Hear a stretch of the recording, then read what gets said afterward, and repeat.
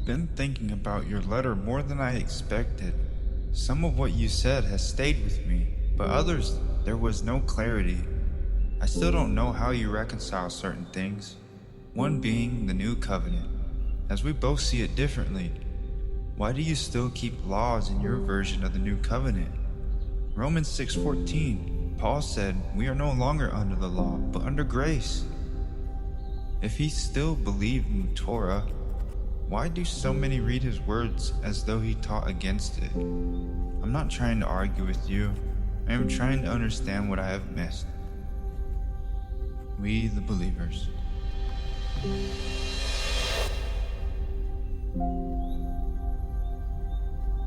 We are grateful that you wrote back.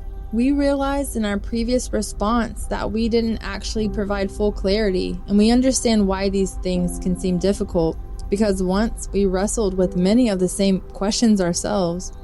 The more we searched the scriptures, the more we began to understand what the renewed covenant truly is.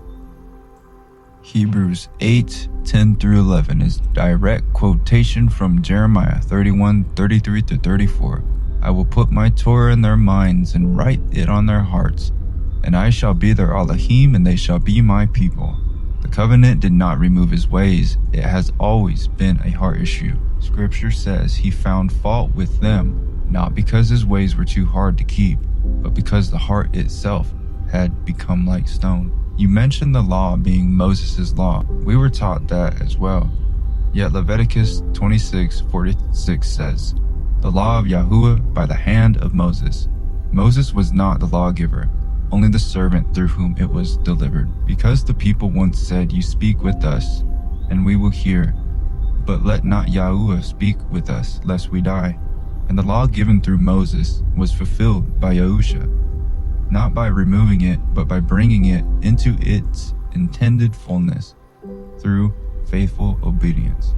When it comes to Shaul, we believe many have inherited an understanding of his letters that even 2 Peter 3:16 warned about. Some things in his letters are hard to understand, which the untaught and unstable twisted their own destruction. Shaul was not speaking against obedience. He was warning against seeking righteousness through works apart from faith in the Messiah as the atonement. You mentioned Romans 6:14, that we are no longer under law, but grace.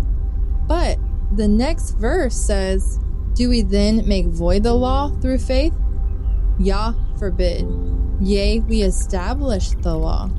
If faith truly removed the Torah, why would faith then establish it?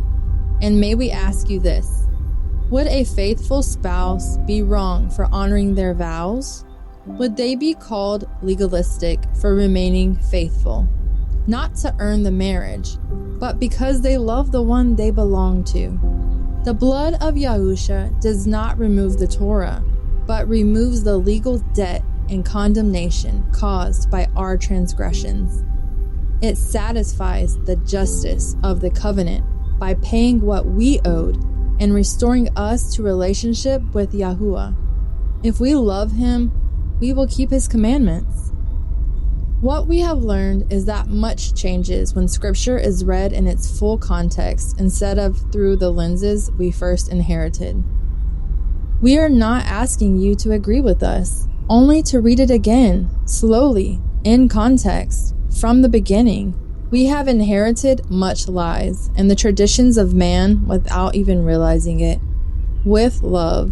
And may Yahuwah give us all ears to hear his voice.